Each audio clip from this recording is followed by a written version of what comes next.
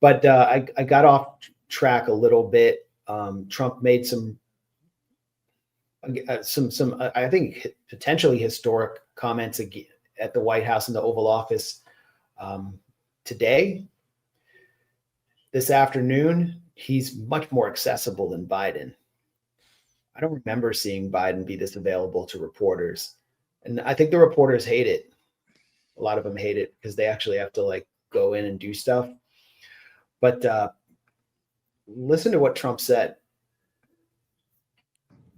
At some point, when things settle down, I'm going to meet with China and I'm going to meet with Russia in particular, those two. And I'm going to say, there's no reason for us to be spending almost $1 trillion on military. There's no reason for you to be spending $400 billion.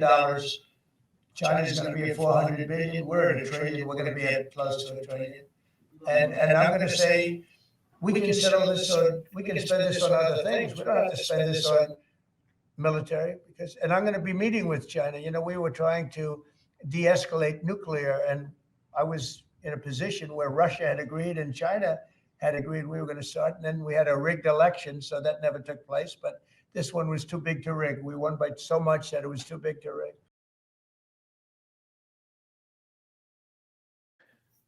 You know, I haven't heard this comment yet. He's saying that in his first term, there was an agreement with Russia and China to denuclearize or to reduce nuclear stockpiles. That's the first I've heard that. What I remember is at the end of the Trump administration, they refused to renew they basically imposed a series of new conditions on renewal of the New START treaty, the last remaining treaty limiting the nuclear stockpiles of the U.S. and Russia, that Russia refused. And so it was Biden that the last minute saved New START after he took office. Now Trump is claiming that they had a deal with China I mean, if that's true, that's amazing. And it would be a scandal if Biden didn't continue that. I just have a hard time believing it. But regardless, what he's saying now, like whatever happened back in his first term, if he's genuine now about denuclearizing, that would indeed be historic. But my question always for him is he actually going to follow through? Well, he hits on a key point. Doge is going in, supposedly trying to cut government spending. I don't think that's the ultimate agenda, but that's beside the point. Trump has zeroed in there on one of the most costly initiatives to the American taxpayer, which is nuclear modernization. And if we stop this process of quote unquote modernizing America's nuclear arsenal, which can be accomplished through a tripartite treaty with China and Russia, it will save trillions of dollars in discretionary spending. And that will actually benefit American citizens. It wouldn't be used by this administration or an Elon administration to fund, I don't know, America's housing crisis when Trump is talking about building new housing for ethnically cleansed Holocaust survivors from Gaza. There's no plan to solve the American housing crisis on the table, but it could be hypothetically. So it's incredible that he zeroes in on nuclear modernization. And it also, of course, the nuclear threat or the threat of nuclear war, which is something Trump has warned about. To his credit, between the US and Russia is real and is ignored by the entire Western media, and was the Biden administration seemed to have no concern about it at all. If I can find this tweet by Wyatt Reed, I don't have it in our notes, but he made an interesting observation today, which is that the U.S. You're muted, I think. You are muted. About stock prices around that time.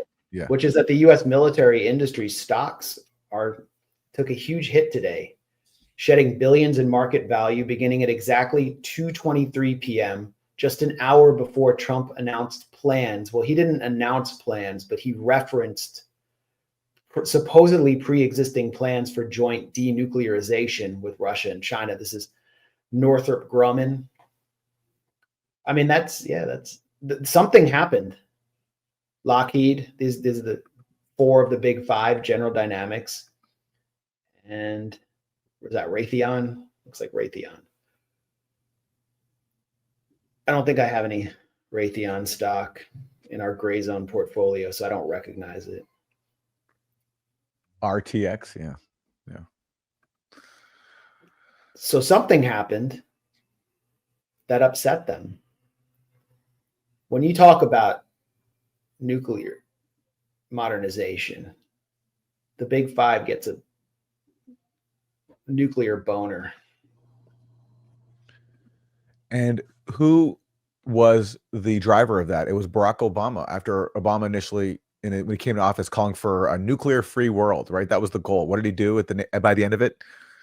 Authorized like $1 trillion or some crazy amount of money for a so-called modernization of the nuclear arsenal, which Ted Postal pointed out also would increase the kinetic power of the U.S. arsenal by a lot, enough to destroy the world even many times more than the U.S. and Russian arsenals already could. So that was Obama. And maybe, Trump famously doesn't like Obama, especially after Obama mocked Trump at that White House Correspondents' Dinner. So maybe, hopefully, Trump, out of spite, will undo Obama's signature nuclear modernization program. That would be a really wonderful thing for the world. And that it's a big question, though, whether he will follow through. In his first term, he talked about the military-industrial complex. He says a lot of things that sometimes sound sensible, but then he ends up doing the exact opposite under a little bit of pressure from people inside his circle and powerful people in Washington. So we'll see.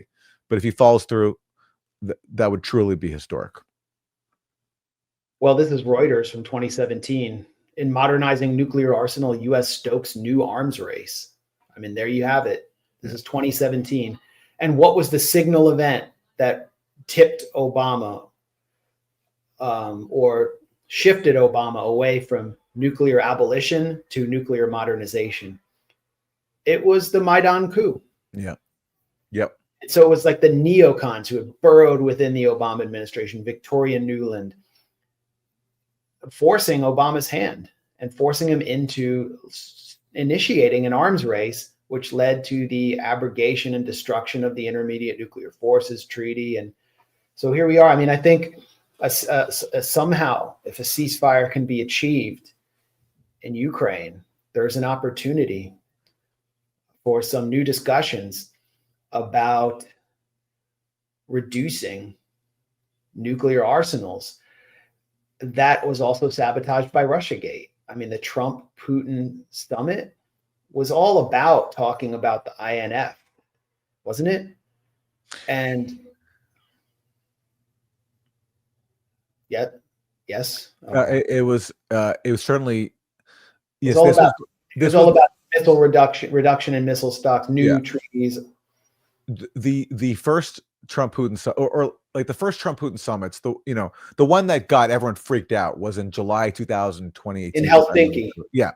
Which got everyone freaked out because that's when Trump said that I have no reason to doubt that Putin's being serious when he says that he didn't interfere in our elections. And people had a freak out that Trump would dare contradict our saintly U.S. intelligence agencies, who of course would never lie to us about in accusing foreign adversaries of things. Of course not. So, but yeah, that was before Trump pulled out of the INF treaty. But the climate at the time was, Trump was talking about reaching some sort of new nuclear agreement, and also Ukraine as well, solving the Ukraine crisis. He was talking about that as well. But Russiagate completely poisoned all of that. Trump said it at the time. I remember in 2017 when he said that Russiagate is going to get a lot of people killed, and he was exactly right. It did. It completely poisoned diplomacy with Russia. It fueled the proxy war in Ukraine.